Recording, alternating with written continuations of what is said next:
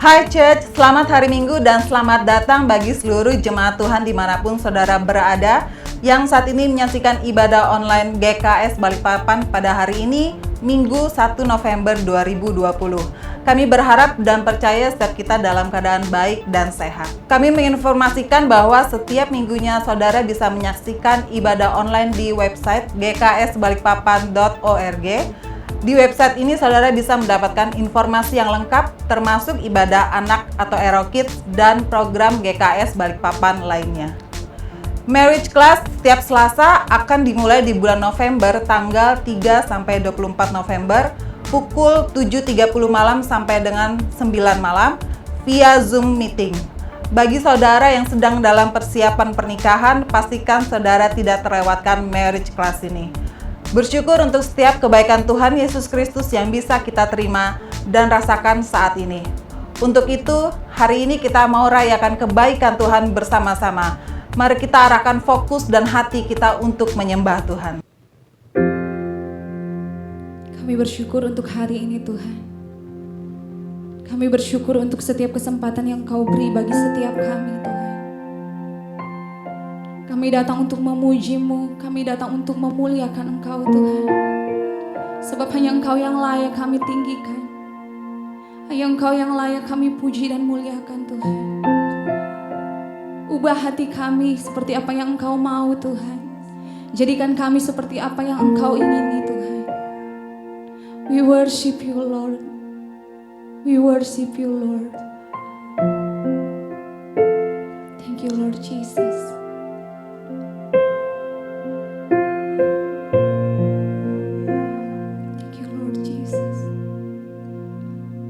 Lift my voice to sing You praise, no matter what life may bring my way. I know that You are the God of my life. You are the one who holds it all. I lift my hands to worship You, nowhere to find a love so true. I know that You are the God of my life. Jesus, I am crying out, come Holy Spirit.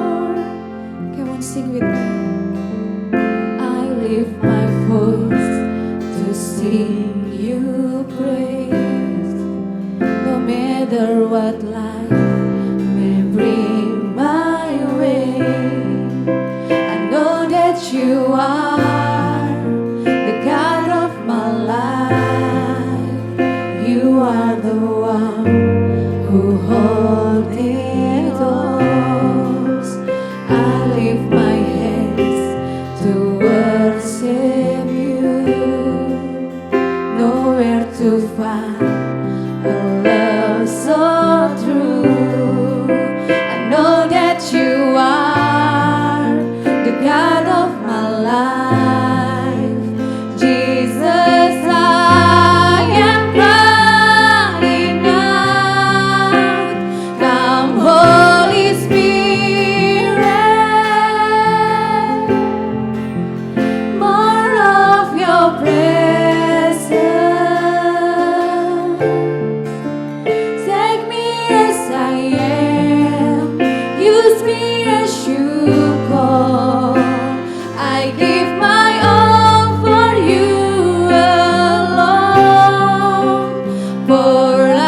your spirit,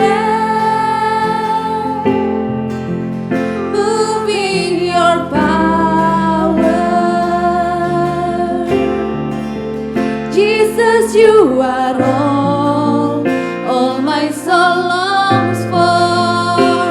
My heart is calling out to you. Come, Holy Spirit.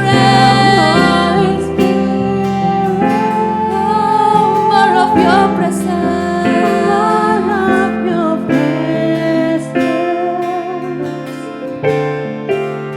Take me as I am. Use me as you call. I give my all for you alone. Pour out your spirit.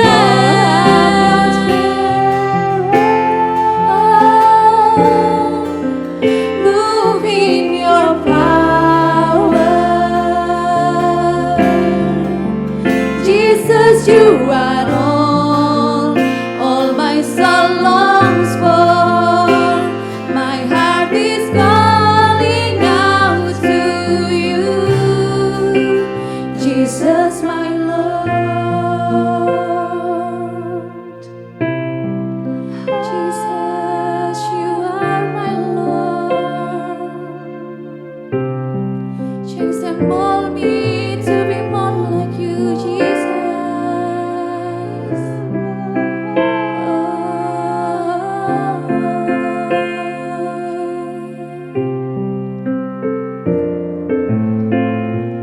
Change and mold me to be more like you. All my life I live to worship you. Purify me, set my heart on fire. Let me come to purest gold. Change and mold me to be more like you. All my life I live to worship you. Purify me, set my heart on fire. Let me come to purest gold. Change and mold me to be more like you. All my life I live to worship you. Purify me, set my heart on fire. Let me come to purest gold.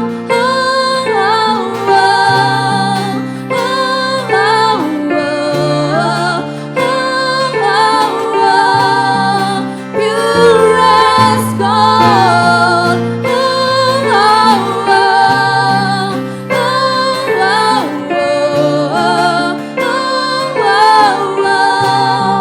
Purest gold. Purest gold. I wanna be purest gold. I wanna be purest gold. Thank you, Lord Jesus. Thank you, Lord Jesus. We worship you, Lord. We worship you, Lord. Kami bawa hati kami, Tuhan, untuk menyembah-Mu, untuk memuji-Mu, Tuhan. Sungguh Kau Allah yang dahsyat. We worship you, Lord. We worship you,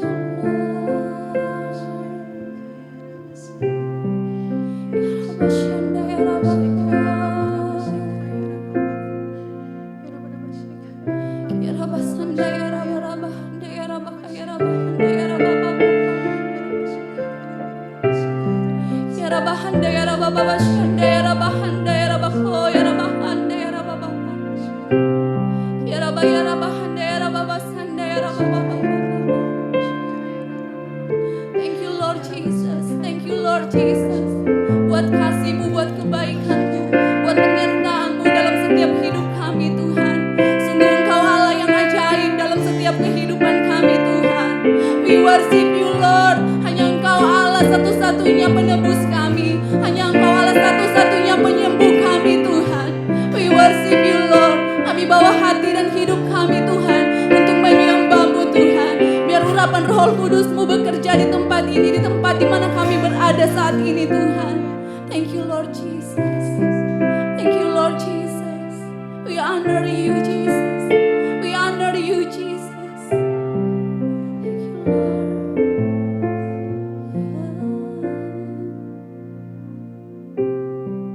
Thank you Jesus. Thank you Lord. Jesus. Ya Jesus.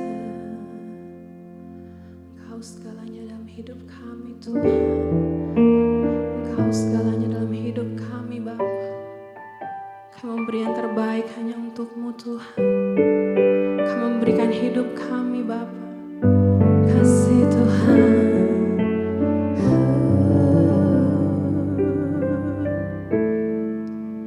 Ku membawa hatiku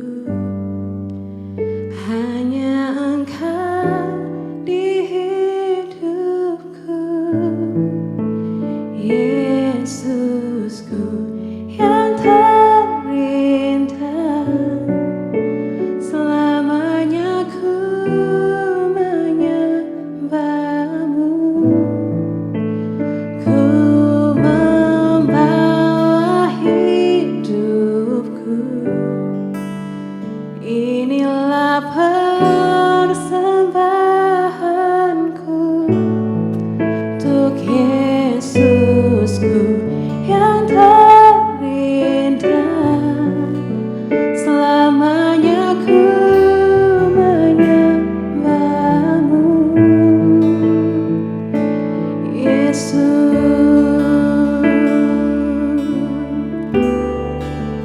Ku membawa hatiku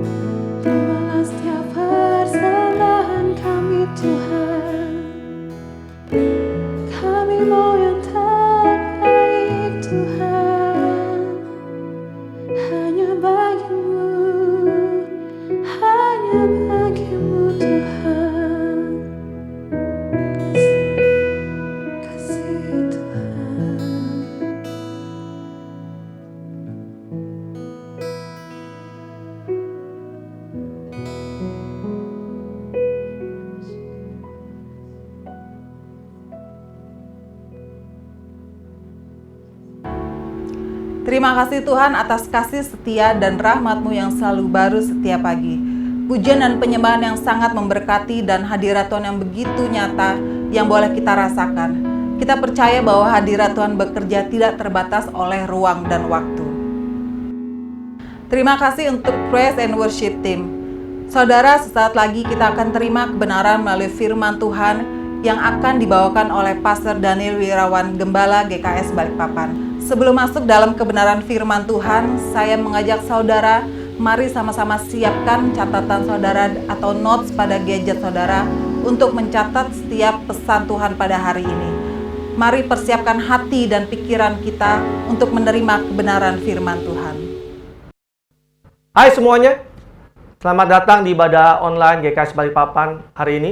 Senang bisa menjumpai Anda kembali hari ini. Saya berdoa Anda dalam keadaan yang baik dan dalam keadaan yang sehat tentunya dimanapun Anda berada. Hari ini adalah minggu yang baru di bulan yang baru. Mari kita persiapkan diri kita untuk masuk di dalam perjamuan kudus dimanapun kita berada. Dan saya ajak setiap Anda untuk menyiapkan roti dan anggur yang telah Anda siapkan di rumah Anda masing-masing.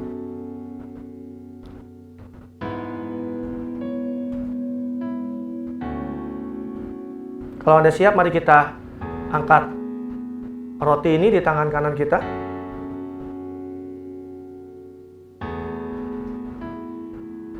Sebab apa yang telah kuteruskan kepadamu telah aku terima dari Tuhan, yaitu bahwa Tuhan Yesus pada malam waktu ia diserahkan mengambil roti, dan sesudah itu ia mengucap syukur atasnya, dia memecah-mecahkannya dan berkata, inilah tubuhku yang diserahkan bagi kamu, perbuatlah ini menjadi peringatan akan aku. Bukankah roti yang kita pecah-pecahkan ini adalah persekutuan dengan tubuh Kristus? Mari kita makan di dalam nama Tuhan Yesus.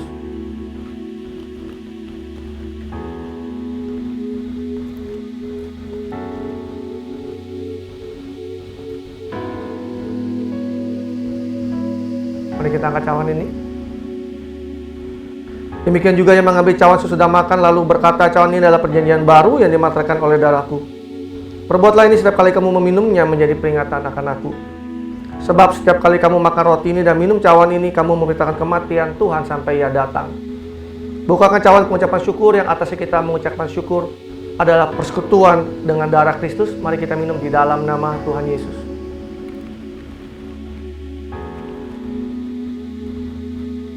Mari kita ambil waktu sejenak untuk mengucap syukur untuk apa yang telah Tuhan kerjakan di dalam kehidupan kita.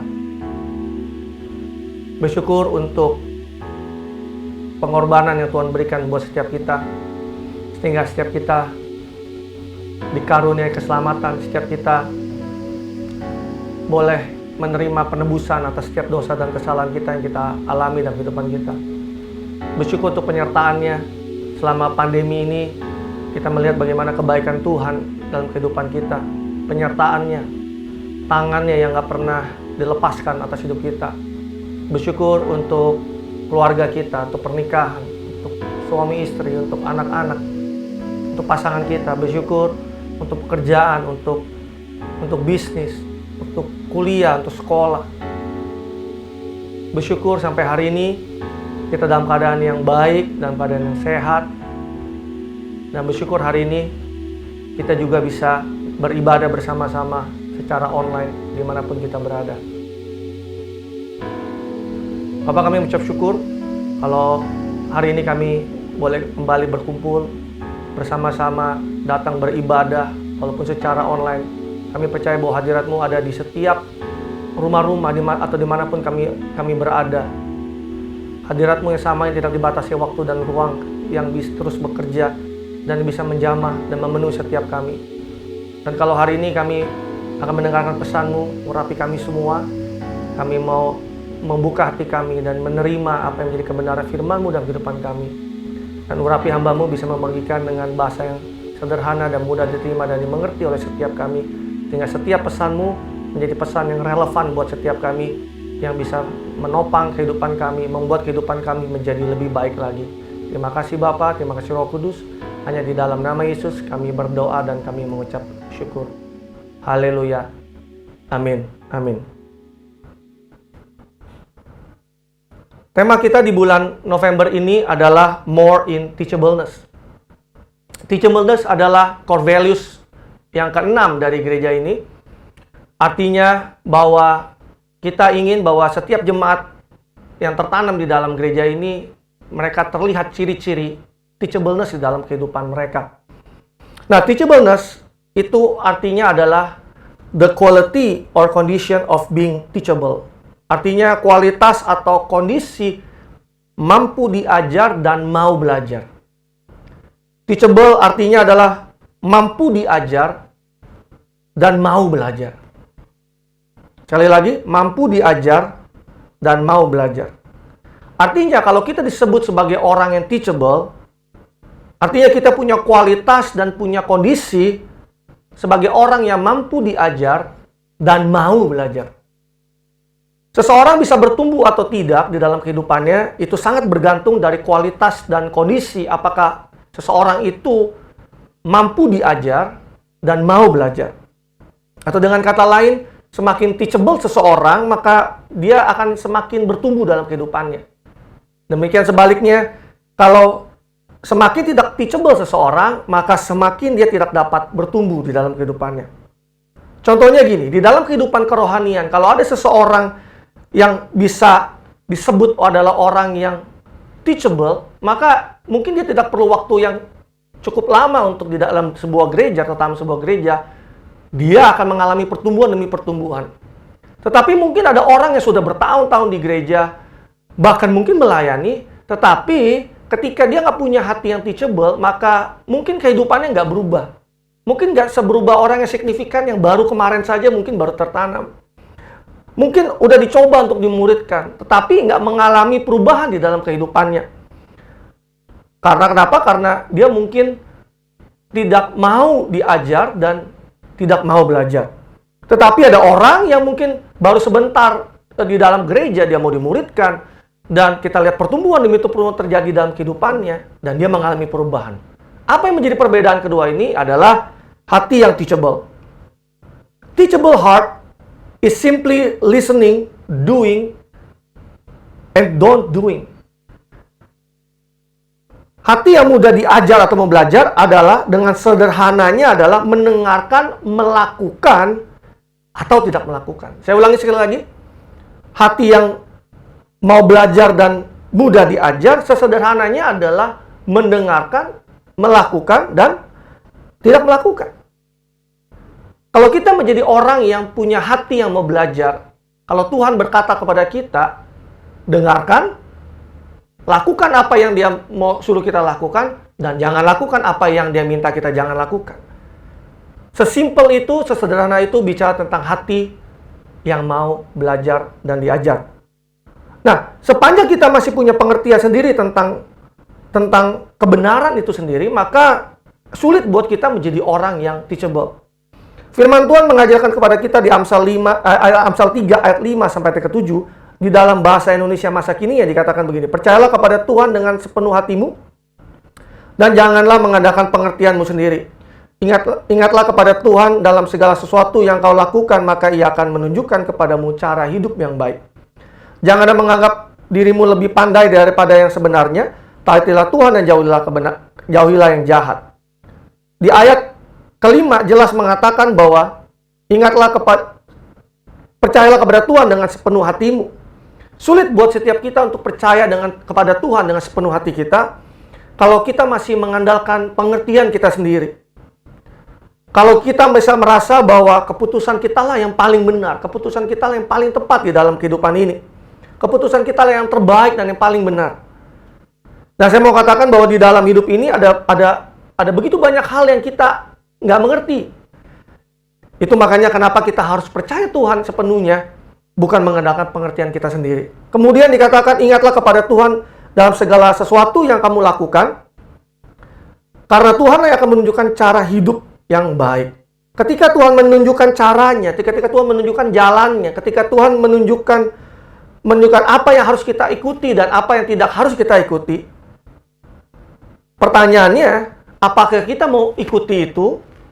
Karena kalau kita ikuti itu, maka dikatakan bahwa Tuhan akan menunjukkan kepada kita cara hidup yang baik.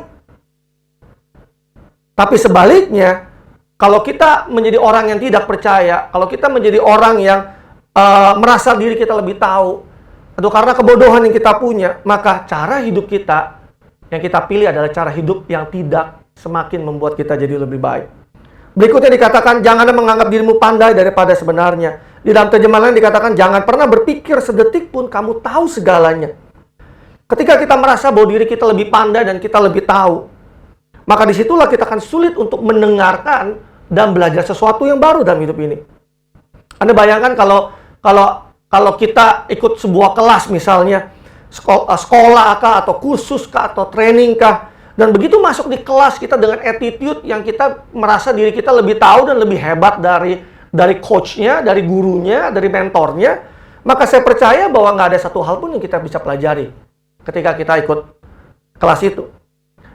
Jadi milikilah hati yang selalu haus dan lapar, dan hati yang mau diajar dan yang mau belajar. Karena kita bukan orang yang tahu segalanya, kita bukanlah orang yang bisa segalanya, kita bukanlah orang yang paling mengerti segalanya. Jadi berilah diri kita ruangan atau margin untuk yang cukup luas untuk kita bisa belajar dan diajar. Karena Tuhan mau kita punya hati yang teachable. Hati yang teachable itu adalah hati seorang murid. Artinya, kalau kita sebagai orang percaya adalah orang yang disebut adalah orang yang sebagai murid Yesus, artinya kita harus memiliki hati yang teachable.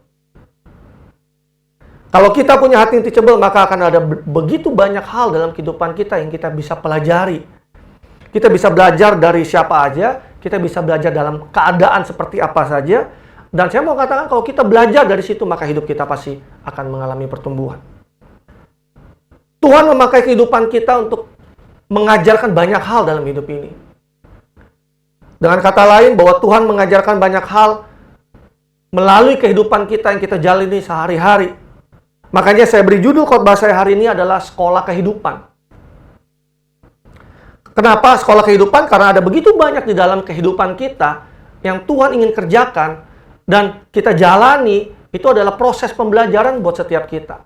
Jadi sepanjang kita hidup, kita ini sebenarnya bersekolah. Kita tetap terus belajar. Karena Tuhan begitu banyak mengajarkan hal-hal penting di dalam kehidupan kita. Tetapi sayangnya tidak semua orang punya kemampuan untuk bisa diajar atau mampu diajar dan mau belajar. Sehingga setiap orang nggak bisa memahami apa yang terjadi di dalam kehidupannya. Kenapa? Karena dia tidak punya hati yang teachable. Tidak semua orang tidak bisa menangkap apa yang Tuhan kerjakan di dalam kehidupannya. Kenapa? Karena dia tidak punya hati yang teachable. Di Roma 8 ayat 28 di dalam terjemahan sederhana Indonesia yang dikatakan, sekarang kita boleh yakin bahwa bagi kita semua yang mengasihi Dia, Allah telah mengatur semua hal, katakan sama saya, semua hal yang kita alami dan hadapi, supaya hal-hal itu menghasilkan kebaikan. Karena kita adalah orang-orang yang sudah dipilihnya sesuai dengan rencananya. Di sini tidak dikatakan bahwa kita hanya akan mengalami dan menghadapi hal-hal yang baik saja dalam kehidupan kita. Tetapi dikatakan semua hal. Semua hal itu bisa hal yang baik, bisa hal yang kurang baik, atau bahkan hal yang tidak baik sekalipun. Tetapi firman Tuhan mengatakan bahwa Allah selalu mengatur semua yang kita alami dan yang kita hadapi, entah itu baik atau buruk adanya, untuk mendatangkan hal-hal yang baik dalam kehidupan kita, untuk mendatangkan kebaikan buat hidup kita, untuk menghasilkan keuntungan buat kehidupan kita. Maka dari itu, sebagai orang-orang yang mengasihi Allah, kita boleh yakin akan hal ini. Sekali lagi, sebagai orang-orang yang mengasihi Tuhan, kita boleh yakin akan hal-hal ini, bahwa hal-hal ini Allah turut bekerja untuk mendatangkan kebaikan buat setiap kita. Jadi, akan ada hal-hal yang mungkin kita rasa tidak baik yang kita alami dalam hidup ini, tetapi Allah mengatur sedemikian rupa semua itu untuk mendatangkan dan menghasilkan kebaikan buat setiap Anda dan saya. Pertanyaan saya adalah hari ini adalah, apakah kita bisa melihat kebaikan demi kebaikan Tuhan atas hal-hal itu? Apakah kita bisa belajar dan mengambil pembelajaran dari hal-hal yang terjadi di dalam kehidupan kita?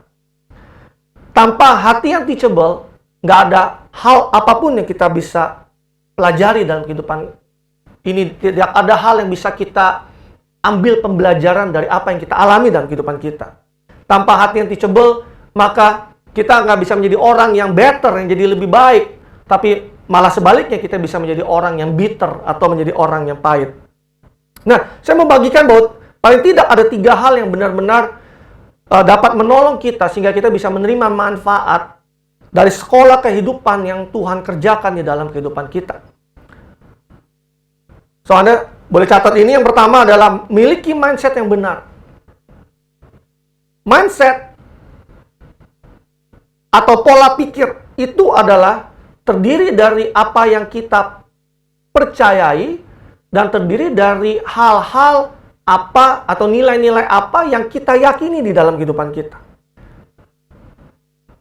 Dan tidak ada yang bisa mengendalikan mindset kita kecuali diri kita sendiri. Dan mindset itu terbentuk dari apa yang kita konsumsi setiap hari di dalam kehidupan kita. Apa yang masuk dalam pikiran kita setiap hari. Kalau kita konsumsi firman Tuhan setiap hari, maka mindset kita akan diperbaharui setiap hari. Nah, sebagai orang percaya, sebagai murid Yesus, kita harus bisa melihat bahwa diri kita adalah seorang murid dan kita harus punya mindset seorang murid. Jadi mindset kita adalah seorang murid. Nah, kalau seorang murid, mindsetnya adalah kita adalah orang yang harus siap belajar dan diajar. Namanya juga murid ya. Kalau murid ya belajar. Seorang murid adalah seorang pembelajar. Seorang murid adalah orang yang siap untuk bisa menerima apa yang diajarkan kepada kita. Sampai suatu hari kita bisa memuridkan orang lain, kita bisa membaptis orang lain, kita bisa mengajar kepada orang lain.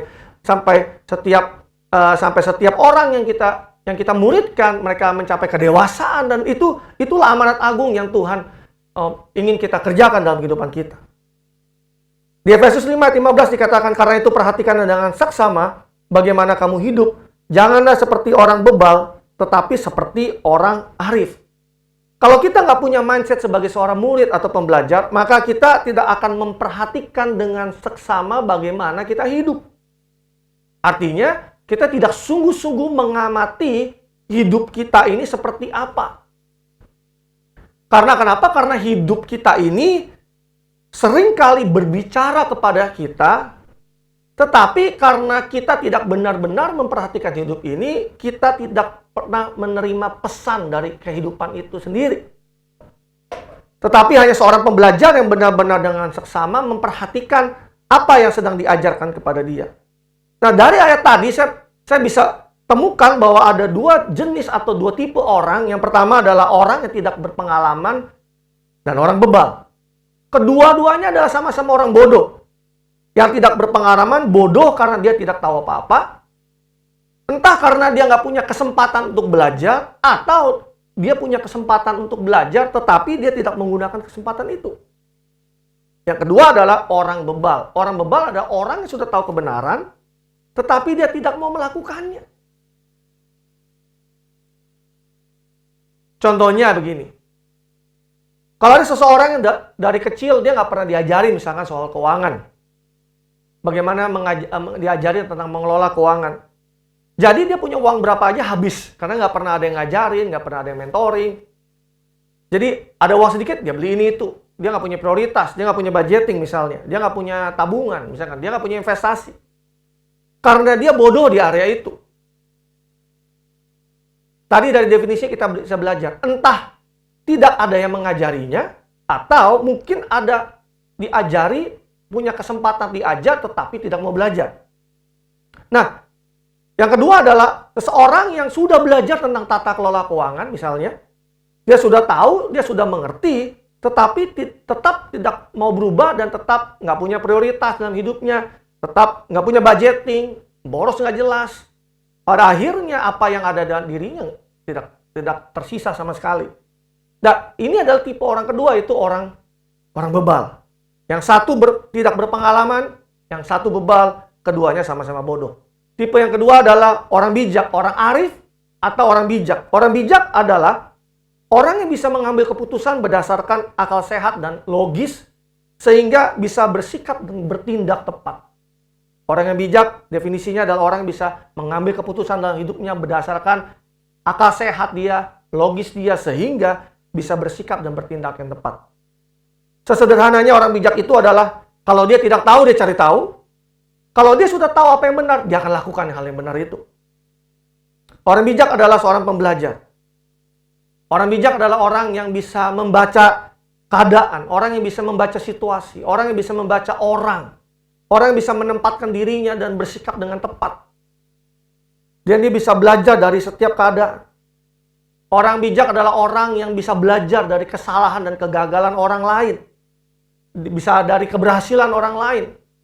Sehingga dia tidak perlu harus melakukan kesalahan yang sama seperti yang orang lain lakukan. Orang bijak juga bisa belajar dari kesalahan dan kegagalannya diri sendiri. Orang bijak bisa belajar dari apa kata Tuhan melalui firman Tuhan, melalui mentor, melalui pemimpinnya, melalui keadaan yang menurut orang lain.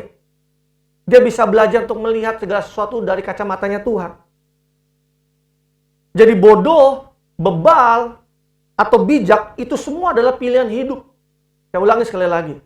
Bodoh, bebal, bijak itu semua adalah pilihan hidup. Kita lah yang memutuskan hidup kita. Apakah kita mau tetap terus bodoh? Apakah kita mau menjadi orang bebal? Atau kita menjadi orang bijak? Itu yang kita putuskan hari ini. Dan itu harus punya mindset yang benar tentunya.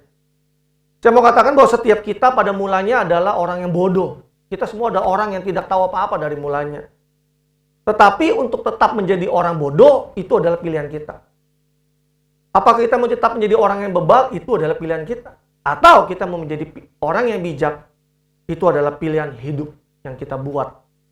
So, mindset kita harus benar kalau kita ingin menerima pembelajaran dari sekolah hidup yang Tuhan ajarkan kepada kita. Yang kedua, jadilah vulnerable.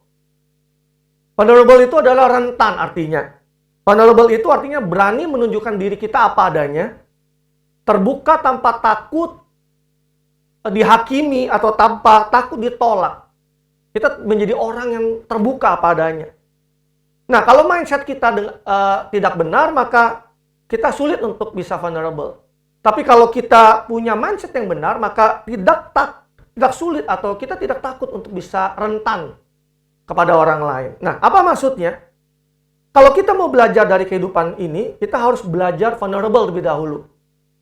Artinya berani apa adanya, berani terbuka. Makanya sering kali kita dengar sebuah statement atau sebuah pernyataan bahwa keterbukaan adalah awal pemulihan. Kalau kita nggak bisa terbuka, kita nggak bisa vulnerable, maka kita akan sulit menjadi orang yang dipulihkan dalam kehidupan kita. Jadilah manusia. Jadilah manusia. Dan saya katakan, saya pernah satu kali interview dengan Pastor Jeffrey Rahmat, dan dia mengatakan bahwa jangan lupa jadi manusia. Seringkali kita jadi sebagai anak-anak Tuhan, kita lupa bagaimana menjadi manusia. Kita harus tahu bahwa tidak semua hal kita tahu. Tidak semua hal kita mengerti. Tidak semua hal kita bisa. Tidak semua hal kita bisa mengerti. Tidak semua hal kita bisa kuasai dalam hidup ini. Nah, kalau kita menjadi seorang manusia adanya, maka akui aja itu tanpa ada keberatan di dalam kehidupan kita. Jadi dengan demikian kita bisa belajar tanpa ada rasa malu, tanpa ada rasa gengsi, tanpa ada rasa takut, tanpa ada keberatan di dalam kehidupan kita ini. Kalau kita nggak tahu, ya bilang kita nggak tahu. Kalau kita gagal, kita bisa mengatakan bahwa saya gagal dalam hal ini. Tanpa kita harus merasa bahwa kita tidak perlu mengakui kegagalan kita. No, tetapi sebagai orang yang vulnerable, kita mengakui bahwa ya saya gagal di area itu. Ya saya sering katakan bahwa justru pada saat kita gagal dan kita belajar dari kegagalan kita dan kita bangkit, itu kan menginspirasi banyak orang. Kalau kita salah, ya bilang aja kita salah. I'm sorry. I made mistake. Dan perbaiki kesalahan itu dan ambil pembelajarannya, maka itu akan menolong orang lain di kemudian hari. Nah, saya mau katakan bahwa ini akan menjadi sesuatu yang akan membuat hidup kita menjadi ringan. Kita menjadi enteng hidup ini. Langkah hidup kita akan menjadi ringan. Jadi orang Kristen itu, catat baik ini, jadi orang Kristen itu nggak ada kewajiban sama sekali untuk punya kehidupan yang terlihat sempurna. Saya sekali lagi saya mau katakan. Jadi orang Kristen itu nggak ada kewajiban untuk punya kehidupan yang sempurna. Makin ingin sempurna hidup kita, maka makin kita nggak relevan dengan kehidupan ini. Nah, di 2 Korintus 12 ayat 9-10 dalam terjemahan sederhana Indonesia dikatakan gini. Tetapi Tuhan menjawab, kebaikan hatiku sudah cukup bagimu, karena kuasaku menjadi sangat nyata ketika kamu lemah. Jadi jauh lebih baik saya membanggakan kelemahan-kelemahan saya supaya saya merasakan kuasa Kristus melindungi saya. Oleh karena itu sebagai utusan Kristus saya sudah belajar merasa senang ketika saya mengalami kelemahan, kehinaan, kesusahan, penganiayaan, atau kesengsaraan. Karena justru waktu saya lemah, saat itulah saya benar-benar mendapatkan kekuatan. Saya bangga dengan kelemahan saya, kekurangan saya, karena disitulah kuasa Kristus menaungi saya.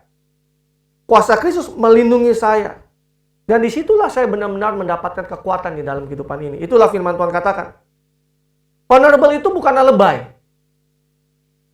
Artinya bahwa kita bukan menjadi orang yang kelihatannya lemah dan yang kayaknya lebay, tetapi kita menjadi orang yang sesungguhnya apa adanya. Kalau kita memang sedih, maka menangislah. Gak peduli bahwa kamu pria atau kamu wanita, kamu hamba Tuhan atau kamu bukan. Kalau sedih, ya kalau mau menangis, ya menangislah.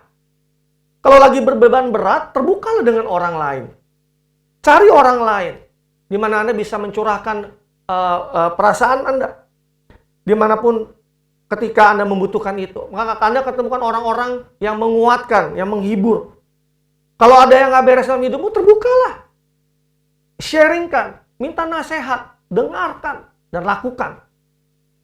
Jika Anda membutuhkan pertolongan, minta pertolongan. Karena minta pertolongan itu bukanlah hal yang memalukan. Meminta pertolongan itu bukanlah hal yang membuat kita seperti menjadi terlihat orang yang lemah. Tapi justru orang yang meminta pertolongan adalah orang yang kuat. Dia tahu keterbatasan diri dia. Dia tahu apa yang ketidakmampuan dirinya. Makanya itu namanya pentingnya sahabat, pentingnya mentor, pentingnya coach, pentingnya keluarga rohani. Kenapa pentingnya bapak rohani di dalam kehidupan kita? Maka mereka akan menolong kita untuk bisa punya mindset yang benar, untuk bisa melihat segala sesuatu yang terjadi di dalam kehidupan kita.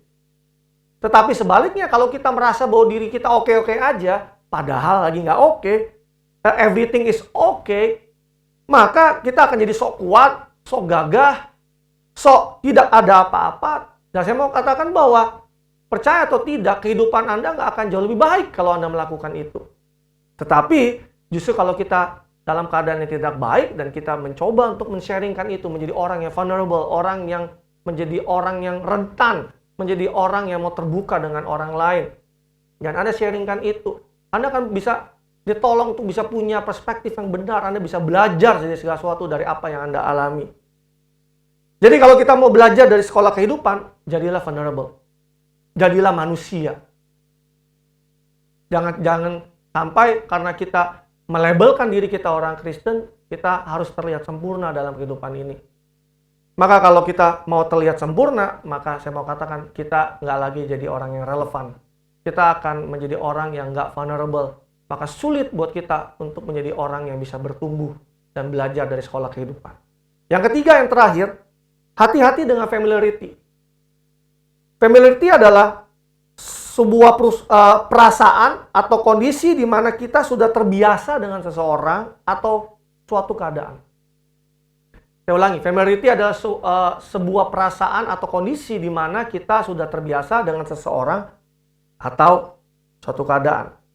Dan saya mau katakan bahwa familiarity ini adalah hal yang biasa dan bisa terjadi kepada siapa saja.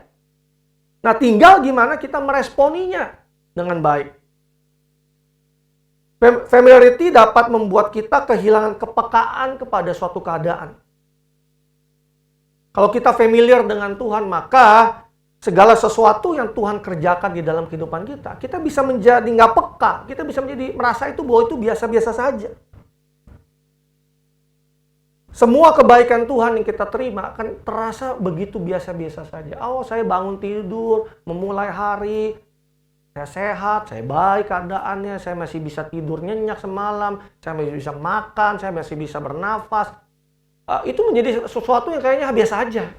Makanya kita menurunkan standar kebaikan Tuhan akhirnya karena kita nggak merasakan hal itu. Akhirnya kita nggak bisa mengucap syukur.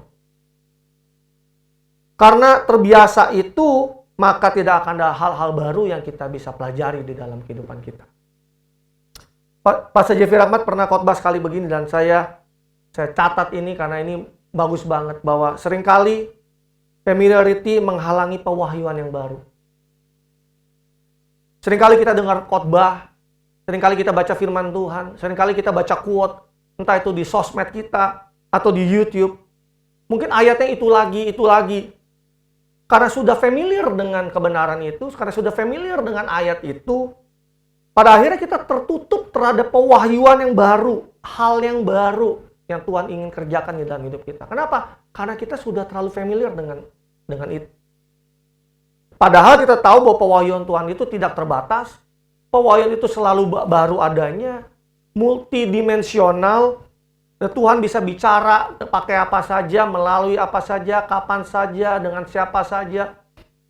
Dan kalau kita familiar dengan hal itu, maka kita nggak bisa menangkap, nggak bisa belajar daripadanya. Kalau kita familiar dengan Tuhan, kita bisa kehilangan yang baik yang Tuhan siapkan di dalam kehidupan kita. Di Matius 13 ayat 53-58. Setelah Yesus selesai menceritakan perumpamaan-perumpamaan itu, ia pun pergi dari situ. Setibanya di tempat asalnya, Yesus mengajar orang-orang di situ, di rumah ibadat mereka, maka takjublah mereka dan berkata, dari mana diperolehnya hikmat itu dan kuasa untuk mengadakan mujizat-mujizat itu? Bukankah ini anak tukang kayu? Bukankah ibunya bernama Maria dan saudara-saudaranya Yakobus, Yusuf, Simon, dan Yudas? Dan bukankah saudara-saudara perempuannya semuanya ada bersama dengan kita? Jadi dari mana diperolehnya semuanya itu? Lalu mereka kecewa dan menolak dia, maka Yesus berkata kepada mereka, seorang nabi dihormati di mana-mana kecuali di tempat asalnya sendiri dan di rumahnya. Dan karena ketidakpercayaan mereka, tidak banyak mujizat diadakannya di situ. Dikatakan tidak banyak mujizat yang terjadi di Nazaret karena orang-orang familiar dengan Yesus. Bukankah ini ada tukang kayu? Bukankah ini adalah ibunya Maria dan saudara-saudaranya lain bersama dengan kita? Bukankah saudara-saudara perempuannya juga ada bersama dengan kita? Padahal Yesus telah menyediakan hal-hal yang luar biasa yang bisa dialami orang-orang di Nazaret, tetapi mereka tidak mengalaminya. Kenapa? Karena mereka familiar dengan Yesus. Familiar itu dapat mengurangi nilai dan rasa hormat dengan seseorang. Karena kita familiar dengan seseorang, karena kita terlalu akrab dengan seseorang, kita terlalu dekat dengan seseorang, maka kalau kita nggak hati-hati, maka kita bisa melanggar batasan-batasan. Bahkan kita nggak punya batasan sama sekali dalam kehidupan kita. Rasa hormat itu bisa menjadi turun dalam kehidupan kita. Demikian juga kalau kita terlalu familiar dengan Tuhan, maka rasa hormat kita, rasa kagum kita sama Tuhan itu bisa turun standarnya. Katakan amin. Matius 9 ayat 17 dikatakan, begitu pula anggur yang baru tidak diisikan ke dalam kantong kulit yang tua. Karena jika demikian kantong itu akan koyak sehingga anggur itu terbuang dan kantong itu pun hancur. Tetapi anggur yang baru disimpan orang dalam kantong yang baru pula, dan dengan demikian terpeliharalah kedua-duanya. Anggur yang baru harus selalu diterima dengan kantong anggur yang baru pula.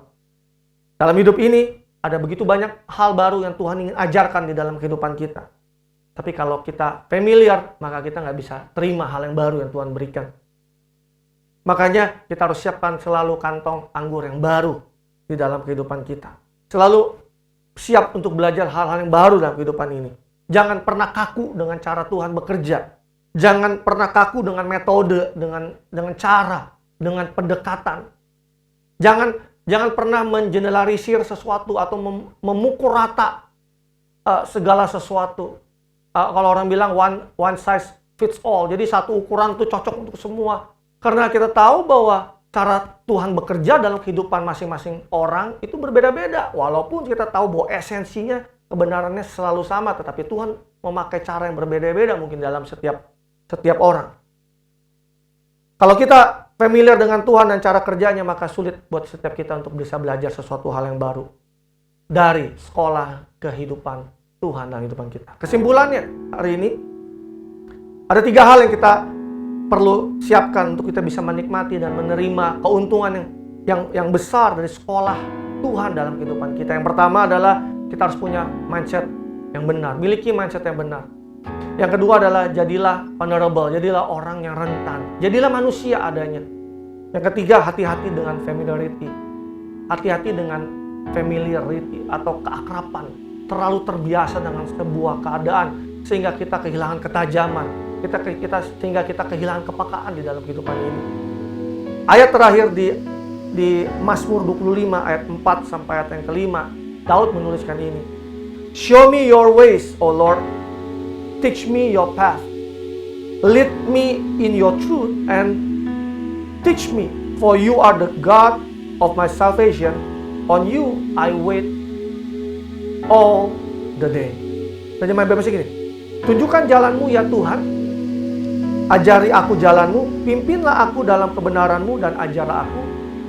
Karena Engkau adalah Allah penyelamatku, padamu aku menunggu sepanjang hari. Daud mengatakan, ajari aku Tuhan.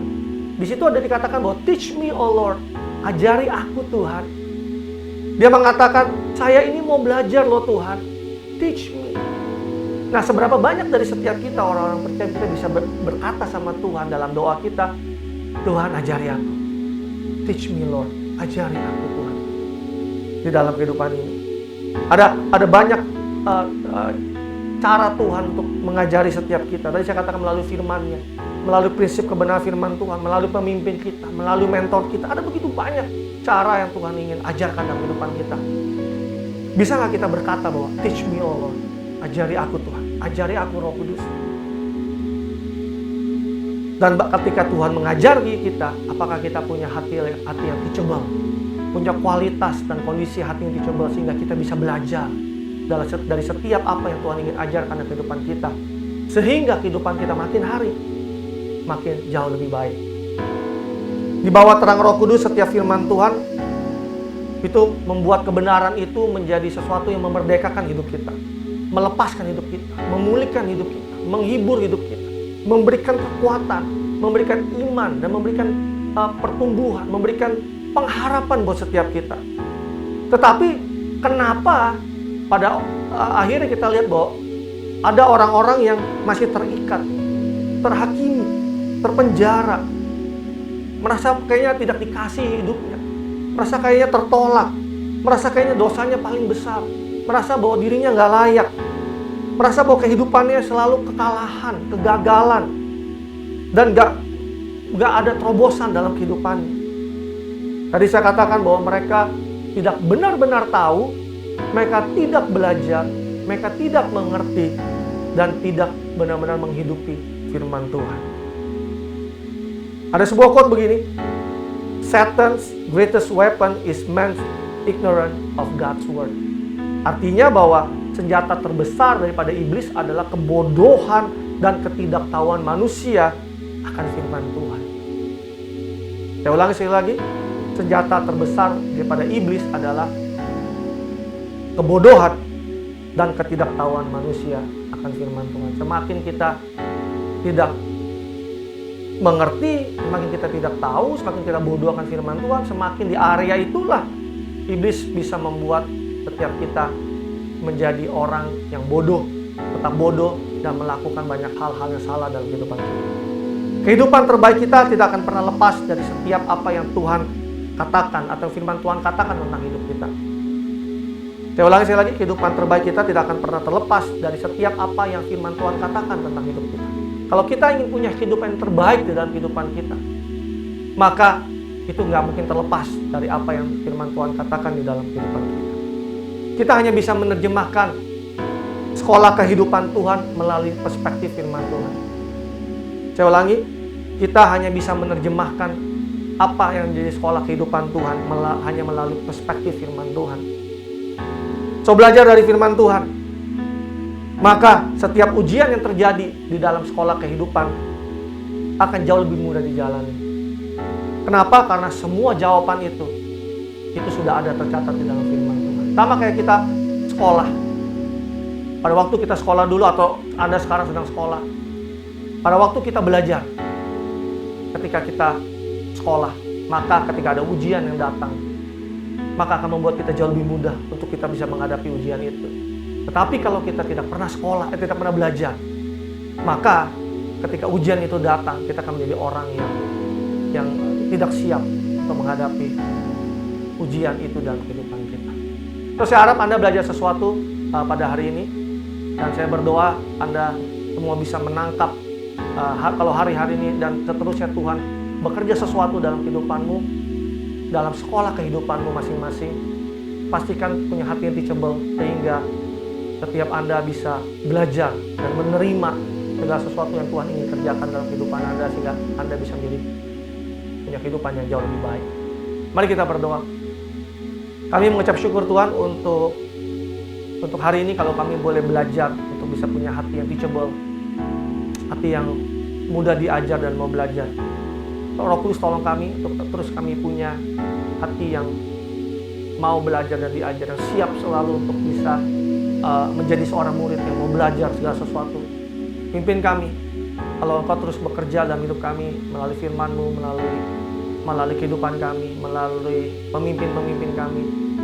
Kami mau sungguh-sungguh memperhatikan semua itu, sehingga kami boleh terus terbangun, kami boleh terus bertumbuh, kami terus boleh mengalami progres demi progres dalam kehidupan kami, sehingga nggak ada satupun yang kami alami dalam kehidupan ini yang jadi sia-sia, karena kami ada begitu banyak hal yang kami boleh ambil untuk pembelajaran hidup kami, hingga hidup kami menjadi lebih baik. Ajari kami untuk terus punya hati seorang murid.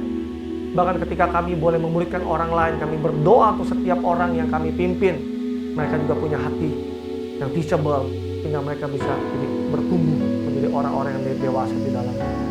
Hamba mau berdoa untuk setiap mereka yang menyaksikan ibadah online ini, dimanapun mereka berada, memberkati setiap mereka, dan bahkan membuat setiap mereka, kalau setiap kami mengalami sekolah kehidupan yang mungkin terasa berat di season ini, di pandemi COVID ini, kami boleh mengambil banyak pembelajaran penting. Karena Tuhan terus berbicara, dan Tuhan tidak tinggal diam untuk apa yang ingin Kau kerjakan dalam kehidupan kami. Tetapi Kau mengingini kami untuk bisa belajar. Hingga kalau kami masuk dalam season yang baru, kalau kami masuk tahun 2021 kemudian, kami akan begitu banyak hal yang bisa membuat kami jauh lebih baik daripada tahun ini. Memberkati Indonesia. Terima kasih kalau Indonesia boleh mengalami pemulihan, restorasi dalam kesehatan. Kami melihat bahwa begitu banyak kesembuhan terjadi hari-hari ini. Kami berdoa kami segera mengalami pemulihan dan kesehatan secara penuh, dan bahkan secara ekonomi kami boleh mengalami pemulihan yang lebih cepat dan lebih baik, Tuhan. Memberkati setiap jemaatmu dimanapun mereka berada, dalam sekolah mereka, kuliah mereka, pekerjaan, bisnis, keluarga mereka, dan tantangan yang mereka hadapi. Kami percaya Tuhan akan menyertai sebagai Bapa kami, sebagai Guru Keagung kami, yang menuntun setiap kami, yang kami boleh melewati dan belajar hal itu dengan baik. Terima kasih Bapak untuk hari ini dan jemaat Tuhan. Sebelum kita akhiri ibadah online hari ini, mari angkat kedua tanganmu dan kita terima berkat Tuhan.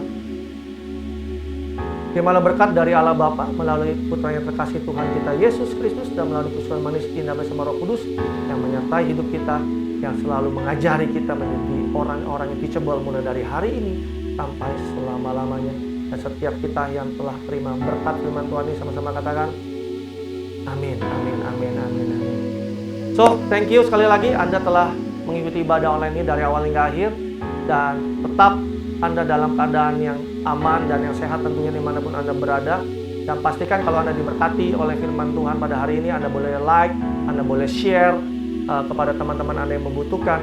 Dan sekali lagi jangan lupa Anda terus subscribe akun ini di YouTube channel kami kalau Anda ingin terus update tentang apa yang boleh kami bagikan melalui firman Tuhan, melalui khotbah-khotbah, melalui pengajaran.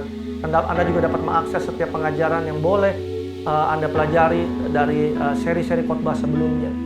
So God bless you, happy Sunday dimanapun Anda berada. Bye-bye. Puji Tuhan, terima kasih Pastor Daniel Wirawan untuk pesan yang luar biasa dan menguatkan. Sebelum mengakhiri ibadah online hari ini, kami mengingatkan saudara untuk selalu mengakses website gksbalikpapan.org agar saudara terus mendapatkan informasi GKS Balikpapan dan juga subscribe channel YouTube GKS Balikpapan agar saudara terus mendapatkan notifikasi dan tidak terlewatkan pesan-pesan Tuhan di dalamnya, dan juga like and share agar berkat Tuhan yang saudara dapat hari ini bisa menjadi berkat juga buat orang lain. Stay safe, taati dan jalani protokol kesehatan yang diberlakukan, kenakan masker, jaga jarak aman, dan rajin mencuci tangan. Happy Sunday Church, sampai ketemu minggu depan. Tuhan Yesus memberkati.